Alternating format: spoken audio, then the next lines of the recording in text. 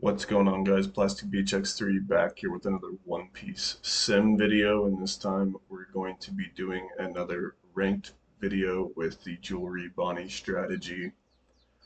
So I have four more games on the ranked ladder, so let's not talk about it too much. I've been over this deck a few times. It's the same deck list as the last video and the last video before that, so here's the list. Still on one Zoro, two Bonney, Cavendish, and all this. So let's just get into the games here.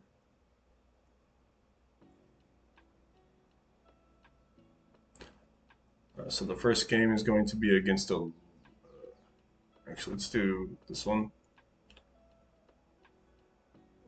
Jeez. Okay. So the first game is going to be against a Bonney mirror match. I didn't want to do the Lucci one because last video was three Luccis in a row. So, but I will play it. Just don't worry about that. So they're gonna choose. I chose to go second in the mirror. I think that's probably correct, and since I have the double searcher, they don't have an answer for it. Go ahead and play double searcher. He's going to play the core zone and get his search, but he's not going to be able to use his leader's ability whenever I swing. So that's good. They're going to swing 5, and I'll take it. I am going to double search. Take a Cavendish. I was really thinking about taking the kid, but the Cavendish plays to my curve so well. But maybe I should have just took the kid. Because kid is obviously really good in the green mirror. They are going to protect the baby 5, which I thought was interesting. I guess they feel too pressured about my two baby 5s that they're going to, or my two searchers that they're going to try and search her up as well. It turns out to be an interesting strategy for contesting the two baby 5s, but maybe just playing to his curve would have been better for him. But I mean, I guess the mirror is all about advantage, and the searchers are the ultimate advantage. So I actually do save mine as well. So I don't know. I just felt like I'm up so much tempo right now. It feels like, even though it doesn't really look like it, I still can double search, play rogue, swing into one of them, and it's just gonna be a really grindy match. So I'm just gonna keep swinging into those searchers. This was maybe a misplay. I maybe should have just went for the +2 instead of denying them their +2. It probably won't matter in the long run. But he does end up saving the second baby 5, and that one kind of hurt because he's able to search double Doffy off of it. And double Doffy, Doffy in the mirrors, obviously crazy. We'll play the Cavendish here, and then play Bonney into Bonney. I just wanted to get a Cavendish on the field because I don't really have any threats coming my way. It's just safe to play the Cavendish, super high value card, gonna pay for itself. They do grab a Basil Hawkins with the Bonney, a 10-drop Doffy with the Doffy, or with the baby 5.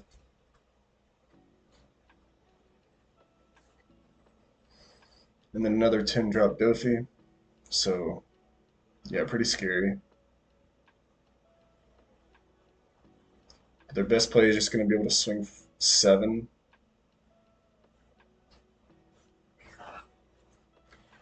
Into a searcher. Definitely the right choice by the opponent to take out the baby 5 because I was 100% going to use it first to try and grab a Doffy. But I have to use my baby 5s. I whiff off of the second one. Then I can swing 6. They're going to be able to use my leader. They're a leader ability, so obviously I need to swing with the Cavendish first. And then choices can be made here. Yeah, just probably play the Cavendish to get it on the board. And then play Bonney search.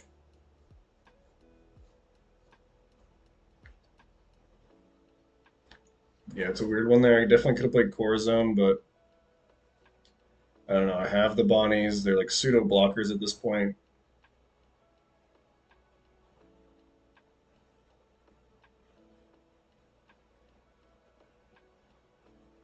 He's gonna play the Basil.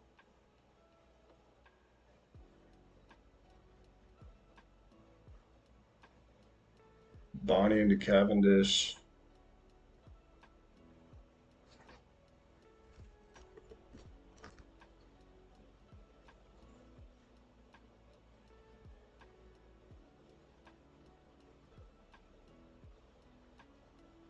And then is going to swing 5 into the Bonney. It's a free block, so I just take it.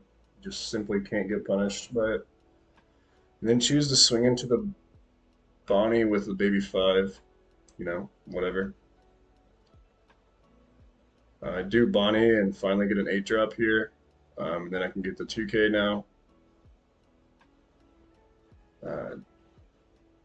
Yeah, I'm going to swing 7 just to play around the blocker and get the free Dawn back. They will be able to tap the Basil Hawkins here and let the Bonney go.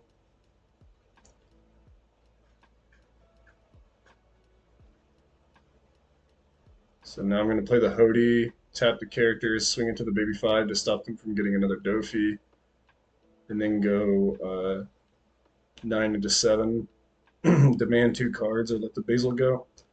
Excuse me. And then decide to let the Basil go.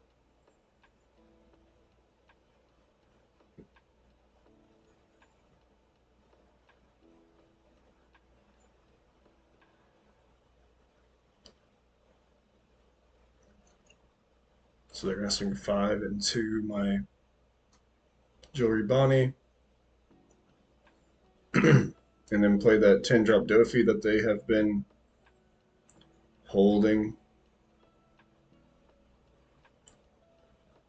Debating on playing my 10 drop Doffy, but it just doesn't get a lot of value, so I decided to play the kid here. And then play the core zone off of it. It just makes the most sense, I think, because just 10 drop for the leader doesn't really do anything, and I want to get a Dawn active, or keep a Dawn active, so I can tap either the leader or the 10 drop, depending on what they do.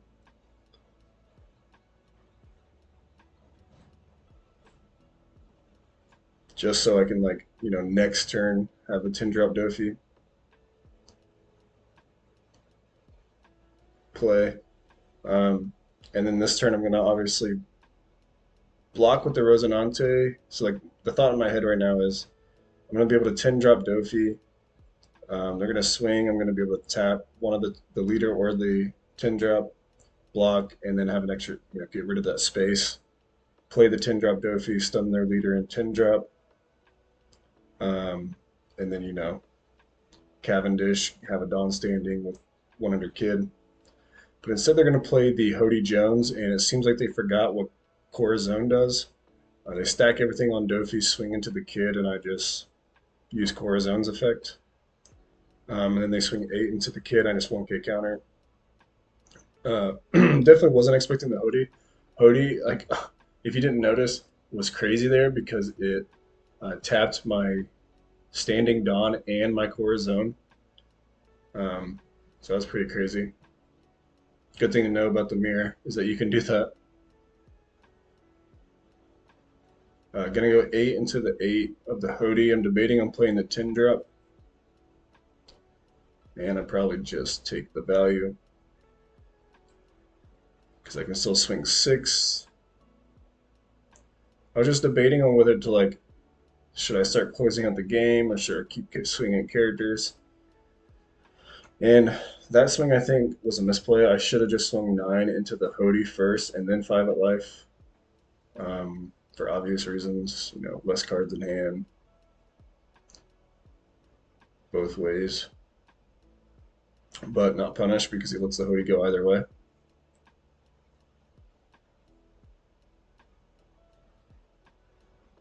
And like a second Doffy can just ruin me, so I decided to go after the Hody instead of, trying to two-turn kill him. Because like I just really need to wait for that second Doffy to come down before I can, you know, start to pressure life super hard.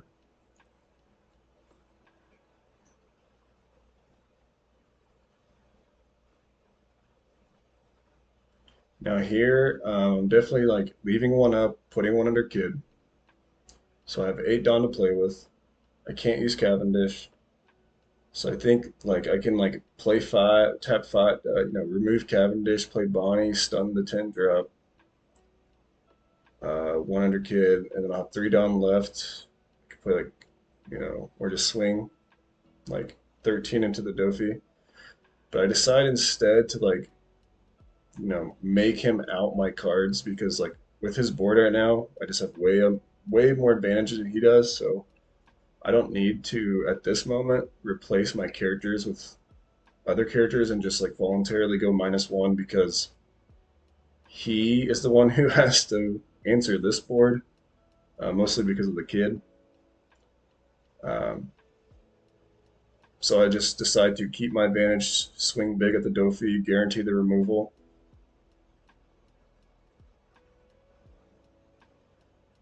And maybe could have got a little bit more aggressive with the Cavendish, or sorry, the Basil Hawkins. Maybe could have swung. But he is going to have the third 10 drop,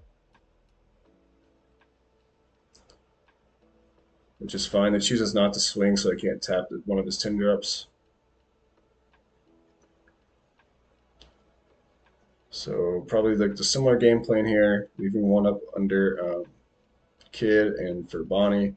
But now I think, now that I feel like all the 10 drops are gone, I can start pressuring life pretty hard.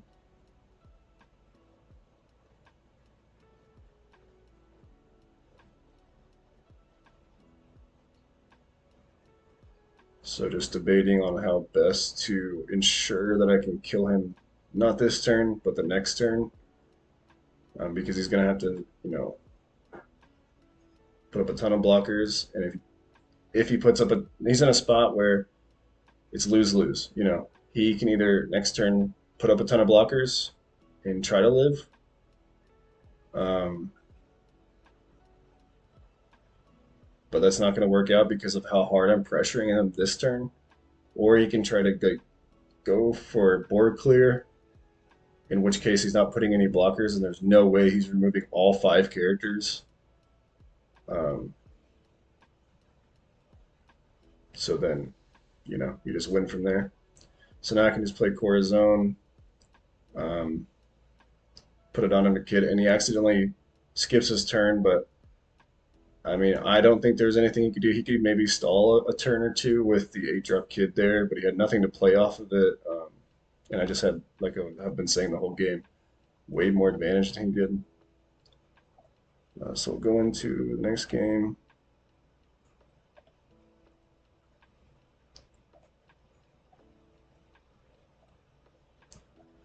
This game is pretty embarrassing for me to show you guys, but because I misplayed so hard, it was super late at night, and I just, misplayed very hard a bunch of times. I do go 7 at life. They do play right into the leader's ability, and I just simply don't do it, and it just kills me that I let this happen. Like immediately as I took the life, I realized, oh my god. uh, but simple stuff like that, it just wouldn't happen in person. I feel like, and also you don't expect them to just straight up play into the leader effect. Um, but I do just play Cavendish because I don't really have a better play to do here. I do end up tapping the Khalifa, but they would have started this turn with one less card in hand because I wasn't forced to swing at life to keep tempo. I would have just swung into the Khalifa. But now they can play Kaku, kill the Cavendish, play Spandan. So I'm definitely just swinging into the Khalifa, play the Basil Hawkins, which is, some say, the best card in the matchup. They're going to Ernie's lobby it.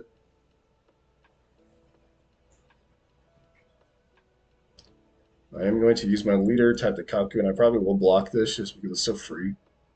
Like, even though I'm not, like, I don't do that because I know I'm scared of them killing it. I do it because it's free. And in that spot exactly, maybe it wasn't as free because I realized that Isho is a card. They have a Gecko in the trash, so it's more likely that they have Isho in hand. And I should have just took the counter because I think I would have been down to 5 cards if I countered there. So they can't Isho me. So, second massive misplay of the game.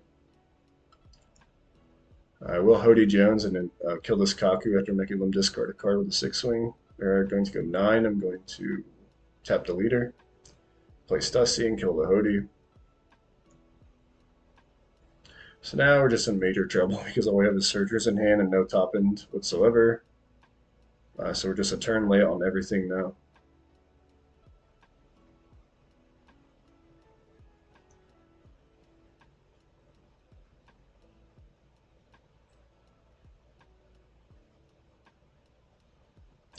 I will try to kill this Isho, and they save it, so that's probably a death sentence right there. Pass turn. I really needed the Isho to die.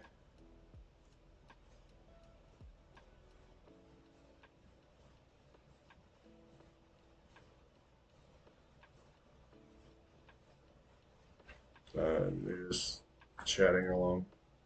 He's going to go 10 into the Basil, and I feel like I have to save it. So I double 2K out of it.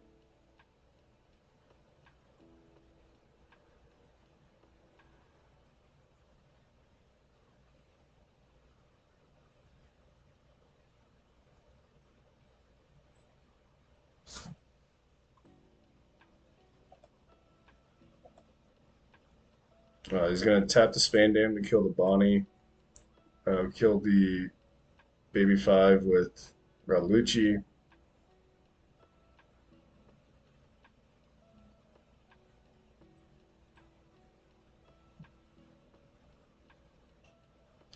And they're going to play the Gecko into a Rebecca. Suru, so yeah, it just doesn't matter if they try to kill this thing. I'm going to be able to tap one of the 2 characters, but at this point, I just think it doesn't matter what happens. They've had 3 top end, and I've had 0. So I think really hard about. Oh no, I don't. That's the next turn. I do tap the Rebecca because I need to kill them. Like there's just no way I win anymore. So I need to try and kill them soon. So I do 10 drop Doffy. You know, arguably should have just. I think this is the third big misplay of the game. Um, Probably should have just tapped the Rebecca. I think like I might have enough counter, but like even if I don't have enough counter, there's just no way I win if I don't keep the Rebecca. Like I'm playing not to lose when I should be playing to try and win next turn by keeping the Rebecca tapped. Because like even if I can't counter out, it doesn't matter because in the alternative, I'm not going to win anyway. If that makes sense. So like I guess just the best way to describe it is I'm trying to play to not lose this next turn, whereas I should be trying to win my next turn. And like if I can't counter out this turn, I can't counter out. Like it's just it's the life cards. I was behind on tempo, all this other good stuff. But here I'm just like shooting myself in the foot essentially by not tapping that Rebecca. And you see that if I did, based on their play, they might have just like bailed on this and went for game and killed me. Very well possible, but also maybe I had it. Um, and like if I did keep the Rebecca tap, then obviously if they do go for the Stussy play, I win because I have Basil leader. Now I just have to spam blockers, and it's just essentially futile at this point.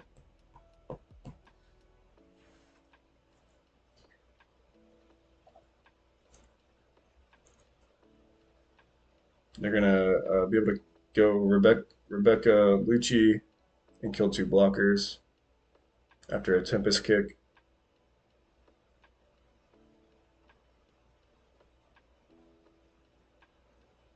And now they can just kill me. So I think really hard on this decision of whether to tap the Stussy or the Rebecca with my leader effect, but in the end I realized that it just doesn't matter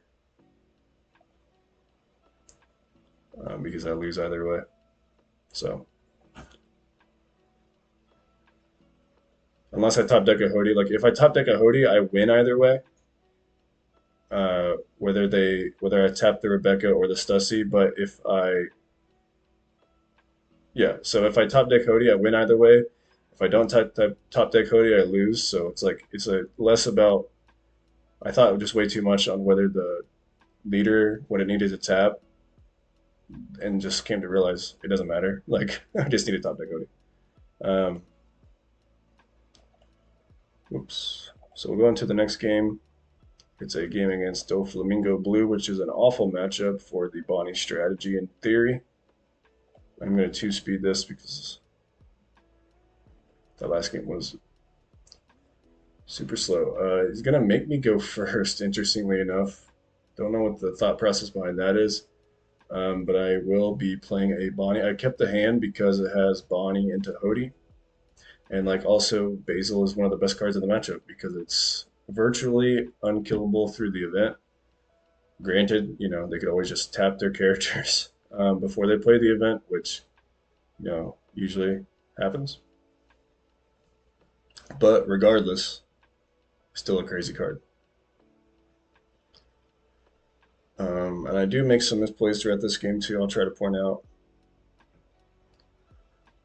Keep the Donna because now if they do tap the Perona, um, I can tap the leader. They don't get the leader effect. If they tap the leader, then obviously they're swinging 7 with leader effect into a Bonney, which isn't very good. But they actually have a broken combo in hand to where they can go 5 into the Bonney. Not use leader effect, play Jinbei and Edward Weevil. So now I'm in a spot where I could play Bonney or I could play Urog, and I just decided that Urog is probably a better card in this situation. It's going to let me, calm the storm of this double or Jinbei Weevil turn and be able to, just tap one of them, only take 2 hits rather than 3 this turn. Hopefully try to stabilize with like Cavendish or Hody next turn. They are going to swing 7 with Weevil. I'm going to tap the leader so they can't use the effect and then take the life. And they're going to go 6. I will 2K as to play around the pudding. They're just going to have it again, so they'll go Jinbei, Gecko. Gecko add back the 2K counter that they discarded last turn. I'm going to go 5 into the Jinbei with the Urog because Urog is very easily removable in this matchup, and it's kind of already done its job. And the more value I can get out of it with swinging is, just cherry on top. So, going to play the Hody and ensure the kill against the Weevil, or virtually ensure the kill against the Weevil. And then into phase, use the Urog. So now they're going to swing 6. I'm going to tap the leader again so they can't use that ability. They're holding up 7. The great thing about Hody is that he cannot be killed by Raging Tiger. He's going to go 5 with the Gecko. Will 1K counter. I didn't even talk about it. I think I could have, whenever they swung, I can't remember if I 2K'd out of the 6 or not, but whenever I took that second life, that's just a big no-no against Doffy, I think, because they're 10 drop. If you have 3 life, they draw 4 cards. So you generally want to stay at about 4 life, not only for that reason, but also discarding cards for counter just lets you play around pudding easier. They will play Boa, 6-drop Boa, 8K from the new set that lets them stun the Hody Jones, and that's super annoying. So gonna have to tap the Uro, go 6 into a Gecko, go 7 into a Gecko because he didn't let it die. probably correctly didn't let it die. And then I will pass turn, still have the Urog on the field, which is, huge. Um, because I just keep getting a free Dawn every turn.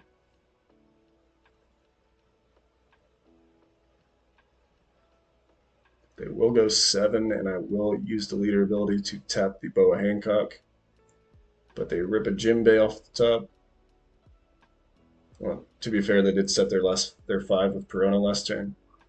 And then Jimbei's going to play a Boa blocker from hand, which, at this point in the game can be a very annoying card if it just sticks and draws cards over and over.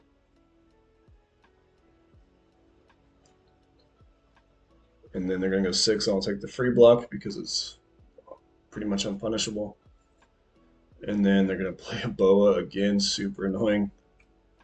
Stun the Hody Jones. I will go 5 into a Jinbei, and they only have 1 card in hand, which is massive. And I don't really want to give them another, so I play the Tint Drop.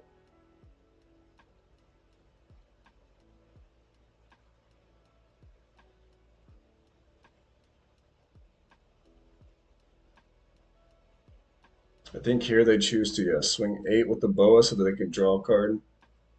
And I will block that because I'm getting very low on life. And now that I don't have any characters to tap, they are able to Raging Tiger my Basil Hawkins. But as luck may have it, I rip one off the top again. And I can just go 10-10 into the Boa. And then decide what I want to do. I think it's just definitely play the Cavendish. It's just a matter of swinging 7 into this Boa and not keeping a Dawn standing, or swinging 6 and keep one. But I swung 6th. They didn't have a 2K that ripped one off the top there. And then like their leader ability isn't active. They could play the Doffy and like try to keep playing, but yeah, it was kind of useless at that point. I agree with them. Going into the last game of this video, once again against Lucci. Lucci is like the most played deck on the sim right now. I was looking at the stats on the sim, and like it has by far the most games on the sim. So like everyone's playing Lucci right now, so a lot of these are probably going to be against Lucci. I'm going to play a Bonney. He's going to make me go first, I believe. I have Bonney Hody, very similar hand to last game, actually. So I keep it. And this time I can go double Bonney on 3. And I keep this hand because I know through like prior testing against this deck that they don't have any way, I think, to like KO something on turn, their 4 Dawn turn, because unlike Gecko, because they have to have cards in the graveyard to do their KO effects generally, and they just won't have cards in their graveyard on 4 Dawn because they haven't been able to swing with their leader yet. And like Kaku, and well, they can't play Kaku in 4 anyway. Rob Lucci requires 3 cards, so like just leader ability by itself won't get you there. Will tap the Lucci with a 7K swing. He does on 6 be able to play the Lucci, kill my board because of the Annie's Lobby. And, I think about this for a minute. I really do want to swing into this Lucci to get it off the field, relieve the pressure, but at the same time, Basil's a really good card, and I really want to play the Basil.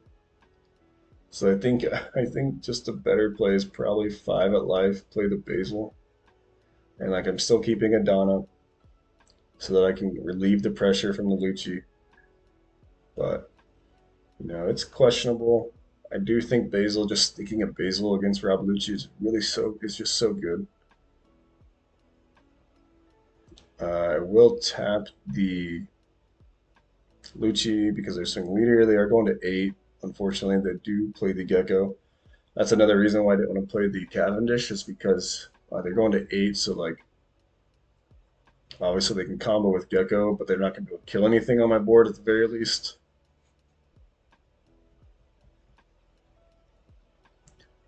I didn't really think about this for a long time. My next turn, I'm going to 9, rip a Kid, which will be good later. Probably not right now. I think I'm just going to play another Basil Just another card that they just can't remove.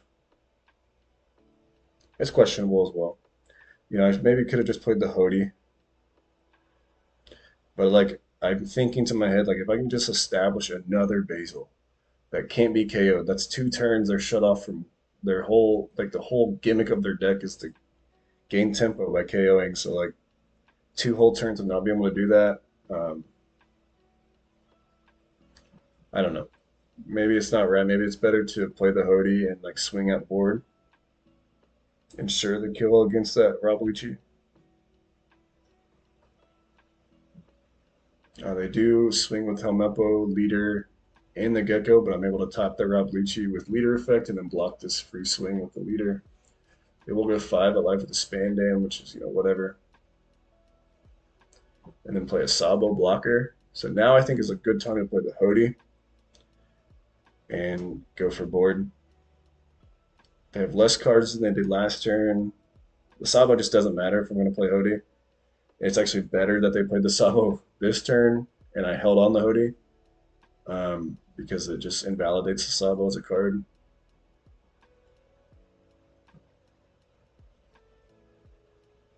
I will kill the Sabo with the Hody, swing 6 into the Lucci, see what they want to do with it. They only have 5 cards in hand. They have 1K and I'm looking at 8. No, I'll just go 7. Make him discard more cards in hand. Then go 8. Pass turn with 1 Dawn standing. Their only real swingers are the 9-drop and Leader, or the 8-drop and Leader. Like they can put Dawn under Helmeppo, but that's a waste of Dawn.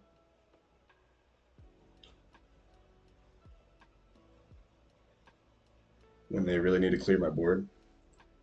They will be able to clear the Hody at the very least with a Sabo. And now's the time I will 8-drop. So now I just start swinging face. Once the 8-drops comes down, you just, you know, I put you on a 2-turn clock. My board is established enough. You're not going to be able to kill me through my kid with Corazon and Leader ability. Like essentially every single card on my field besides the Corazon is unkillable by their KO effects. They're going to swing 10 and I will 2K, 1K after tapping that Sabo. So now they only have the Leader and they have to get rid of this Corazon or they just die next turn. So similar to last game, how the way you win with this deck is just, you know, limit their resources while you just accrue advantage over, you know, 1+1ing constantly. And sorry, I'm thinking and watching. But you just like, you know, set up a 2-turn kill essentially. Like as you saw, he was on 4 life for most of the game, and then just at, you know, you gotta be able to find that 1 turn where you're like, okay, if I swing up, if I just go for broke at life this turn, and he doesn't kill me next turn, I just kill him. So those were the games. I'll go back to the deck list just one more time, but I'm really liking this list and it's doing me pretty well. I've only lost 1 game on the Sims so far, as you saw earlier in this video.